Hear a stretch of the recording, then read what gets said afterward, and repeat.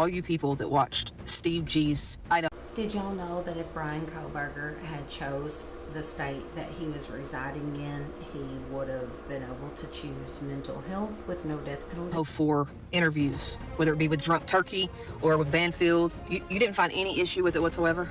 I encourage everyone to go to the interview room on YouTube and watch the video between Steve and Christy and Karen and Chris and Dr. Gary. I'm asking these vague questions because I just want to gauge the public. One item that continues to be overlooked is Bryan Kohberger's termination letter. In fact, he's actually referencing Mike Baker of the New York Times in this attempt to get the death penalty struck, claiming that if it's true, it's because he has autism, which, hello, how sick of him, how weak of him. If he's such a tough guy, why doesn't he face what he did, right? No, he's gonna blame it on the autism. I can't help it.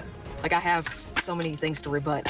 Have y'all ever taken the time to look at how closely Idaho 4 and 1978 Chi Omega correlate with each other? Well, you do have to add Cheryl Thomas with the whimper and the thud to make it make full sense. Did you really not see anything wrong with him doing damage control? Why does he need to do damage control? If this is the actual story, why? Most of the things that are true are suppressed in this case, and it was done by a number of things, the first of which was the unnecessary gag order. Got some interest in this one, don't you, boy? Yeah, I know what y'all are going to do in the comment section. I really don't care. Did you know that Dennis Rader actually spoke to his last victim in the Ortoro attacks? It's split down the middle. People that can think for themselves and people that can be persuaded by others. There's a number of items that aren't on here, like the 821 traffic stop or the 1014 traffic stop or the 1012 viewing of Scream there in Moscow. Or, for example, that Bryan Kohberger's information was removed from the WSU data system called the GRM on December 22nd, 2022, a week before he was arrested. That's, of course, because he was terminated on the 19th, and that went into effect the last day of December. I don't know if there's separate court documents that are being leaked out to different people so that they'll have different opinions. I don't think so. Xana's mom, absolutely not the reason why this happened. Maddie's stepmom, absolutely not the reason this happened. You're either reading to hear what you want to hear or you're misleading people. Plain and simple. Does anybody know if this is Bryan Kohberger running up behind John Webb? This is when he was talking about Moscow, Idaho, Buddy the dog. When they came out and said it was deemed unrelated, it was because they actually hadn't gotten Brian's name yet. I'm going to do a bigger deep dive. I want to explain the 4 students were not the target.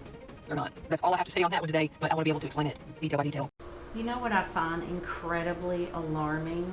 That some rando thinks that they understand a target 2.5 years later more so than the parent of the deceased, and that they have the audacity to come on here and claim such.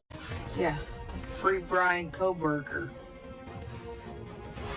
Nothing this person ever does ever again online, no matter how hard they work, no matter how much they sacrifice, no matter what they give, they cannot put this toothpaste back in the tube. Over and over and over again, everyday people assault these victims by assaulting their family with lies. Back in the beginning of this video, I shared that you could go and watch the information that Brian's using to try to prove he's so autistic, because this stuff Mike Baker wrote about might be true. Said if it's true. The man did it, folks. He bought the freaking weapon before he even moved here. He brought it with him.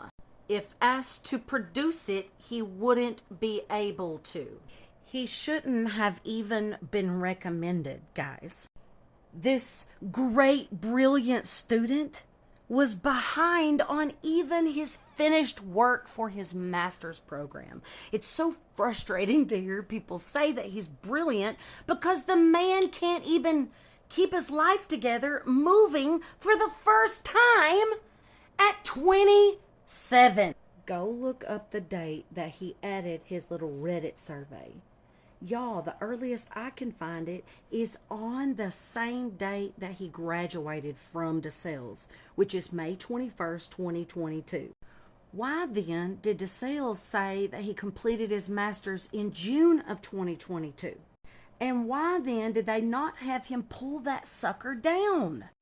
Like, was the universities keeping up with it? Were they looking into the information that was being gained?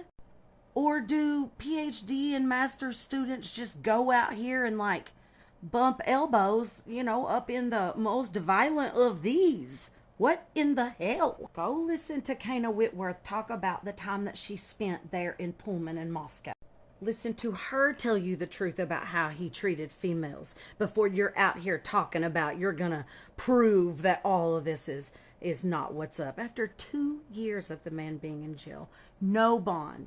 It's the worst form of disrespect I see, personally.